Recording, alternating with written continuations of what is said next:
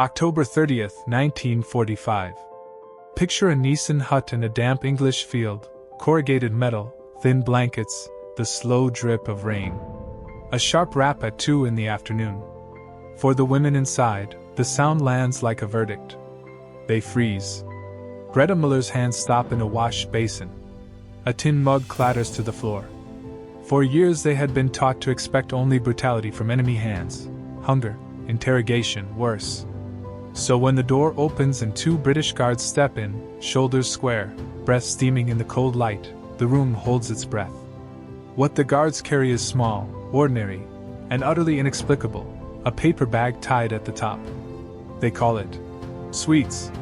One guard explains, haltingly, that their American allies have sent treats for Halloween. The word Halloween means nothing to most of these women, but the object in the guard's hands looks like relief and danger at once. For a moment the hut is still as a held note. Then the bag is placed on the table. That single, ordinary act, a bag of candy, will, more than any speech or decree, begin to change what these women believe about their captors and about themselves. Tonight I want you to travel with them. Not to judge, but to listen. Because history is not only the loud, hard things we read in textbooks.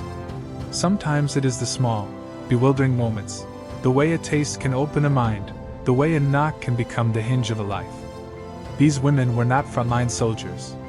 They were mechanics, telegraph operators, nurses, the invisible machinery of a nation at war. Greta, 23, had been an auxiliary mechanic in Munich, fingers stained with grease she could not scrub away. Ilsa had been a telegraph operator in Hamburg, keying Morse code into the night. Margaret had been a nurse in North Africa, trained to save lives in tents and dust. When the front collapsed, they were captured at different times, in different places, hand-raised surrenders, overwhelmed airfields, burned-out hospitals. In the frantic, bewildered days following Germany's defeat, they were processed, catalogued, separated from men, and shipped to Britain. They expected punishment. They expected hatred. What they found, bureaucracy, medical examinations, disinfectant odor instead of smoke, did not fit the story they had been taught about the enemy. Those contradictions are the seeds of the story I tell, the slow unmaking of certainty when faced with ordinary decency. The trip across the channel was short but brutal, a converted troop transport rising and falling on gray water. 200 women crammed into holds that still smelled of diesel and the sea. Someone always cried. Someone always prayed in a dialect that only a few would understand. Yet amid the motion sickness and the stench there were small human acts, a hand on a shoulder, a whispered story about a bakery in Hamburg, the recitation of a poem in a nurse's quiet voice. On arrival at Dover they saw the white cliffs, rain streaking down. A sailor said simply, "Welcome to England." Processed again, photographs, triplicate forms, they were put on British lorries and driven inland for 6 hours through a watercolor countryside, hedgerows, stone churches, villages with names they could not pronounce. At every stop people stared. Children pointed. A woman spat once. The look of civilian hatred was real, primal. But alongside that were acts that would undo the narratives these women had been fed, efficient clerks, coal stoves, warm blankets, porridge with milk and sugar. Small things, sugar and tea, began to do enormous work. Imagine a mess hall where the smell of cooking meat and fresh bread meets you like a question. Real meat. Strong tea. Sugar in a bowl. Greta's tray grows heavy. The first taste of food that is not rationed, the first steaming cup of tea with actual sugar, the feeling of fuel returning to a body. Many expected a punishment to follow. It never came. Over and over, daily routine undermined expectation, 8-hour workdays with breaks, tools that worked, wages in camp script, soap that smelled like lavender. Hot showers that lasted minutes. When a bolt was stripped in the motor pool, the British sergeant shrugged and said, "We'll get spares." No interrogation. No beatings. For women who had been trained to brace for cruelty, these mundane mercies were astonishing. They began to pry open old certainties. Perhaps the enemy could be ordinary. Perhaps propaganda had been, at least in part, an act of poisoning. And then there was the bag of American chocolate. Hershey's bars, Tootsie Rolls, candy corn, tokens of abundance from a country that had been far away, victorious, and flush with resources. The first unwrapping in that hut is a small sacrament. Margaret tastes a square and weeps. The sweetness, concentrated, unfamiliar, unlocks something primal. Here is pleasure after years of survival food, a taste of childhood, of holidays imagined before ruin, of small human comforts. The chocolate's power was not merely gustatory, it was symbolic. It suggested a world in which generosity could cross battle lines. It implicated the women in an unexpected reality. The people handing them candy were not caricatures of cruelty, but individuals capable of kindness. A single Hershey's bar, in this context, becomes a detonator for memory and moral reorientation. You can call it propaganda, you can call it humanitarian relief, but what it did was real. It punctured certainties, and when certainties are pierced, doubt rushes in.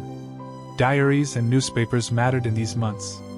A guard named Corporal Davies brought British and American papers to the camp. The pictures and articles were a new kind of mirror. Photos of rebuilding cities, reports of Nuremberg, the slow unspooling of what had happened in concentration camps. For some women, the images produced collapse, grief, shame, disbelief.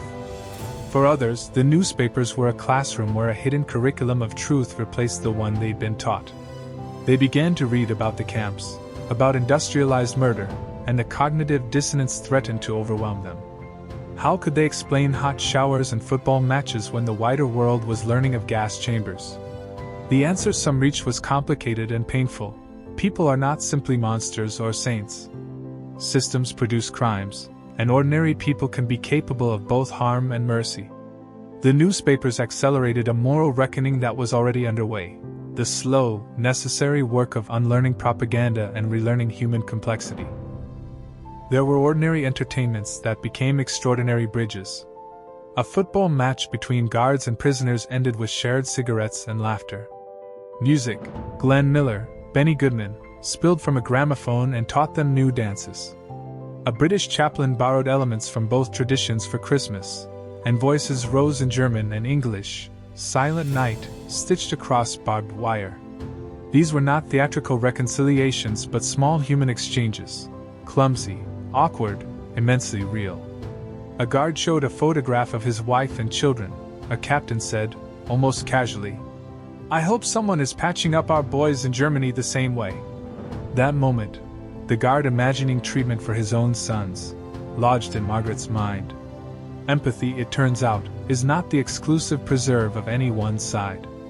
It grows where people allow it to sprout, in shared jokes, in handed cigarettes, in the gentle patience of a football coach teaching a clumsy newcomer a new step. Holidays were small tests of possibility. Thanksgiving was explained poorly and attempted with British ingredients. The result was a communal meal eaten in near silence until someone began to sing. Christmas was a fragile bridge. Paper chains, a tree, carols in 2 languages, a chaplain's voice cracking as he read a text about peace on earth.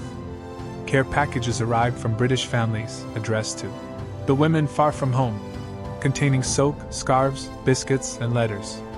Greta received a letter from a woman named Margaret whose husband had been a prisoner of war. Her words were simple. "I prayed every night that someone was showing him kindness." Those letters did more than offer comfort. They rewired suspicion. They were proof that other civilians, people who had lost sons and houses, could still choose compassion. The act was humble but radical. To send knitted scarves and a note across that abyss was to insist that hospitality could survive victory. Repatriation began months later. In February 1946, orders came. The women were given civilian clothes, sturdy shoes, a final British breakfast. Lorries idled in the cold air. For Greta, the moment of leaving was a private unmaking. 4 months in a hut had unmade her. The woman who boarded the lorry was not the same person who had arrived. Where certainty had been, ambiguity remained. Home did not look like home. Cities were moonscapes of rubble. Families were distributed, houses were gone. Still, they carried back with them a story, not a neat tale of conversion, nor a blanket absolution. Greta married an English captain in 1949 and eventually took British citizenship. Others returned to Germany to rebuild lives, some marrying, some opening shops, one becoming a doctor treating trauma for decades. Most records are ledger lines and photographs. A few diaries stitch together a different archive of kindness and cognitive rupture. These women became, in small ways, agents of moral repair, telling their families, confronting the uncomfortable truth that sometimes the enemy is human, and sometimes the human you are taught to hate can offer you a hand. So what should we take from a knock at a corrugated door and a paper bag of candy? First, small acts matter. Not because they erase atrocity, nor because they replace justice, but because they open rooms in the human heart where conversation can begin. Second, propaganda and certainty are dangerous because they flatten complexity. Recovering humanity requires the patient work of telling complicated truths. Third, reconciliation, if it is to be real, is not a single heroic event but a sequence of mundane, patient actions, a shared meal, a letter, a moment of laughing over a clumsy dance step. This story does not pretend to fix the terrible moral landscape of the 20th century. It does not say all were innocent. It does not absolve. It does, however, insist on a stubborn possibility that even after horror, people can choose to meet one another as human beings. That choice does not negate justice, it dignifies the future. If you leave with one image, let it be simple and strange. A woman who expects cruelty opens a Hershey's bar and weeps. The taste cracks open memory, and through that crack a new awareness grows. It is fragile. It is partial. But it is the place where repair must begin. If we are to build a better future, we must not mistake smallness for triviality. Acts of ordinary decency, a bowl of soup, a letter, a gramophone playing an unfamiliar tune, can be the seeds from which a different world grows. Thank you.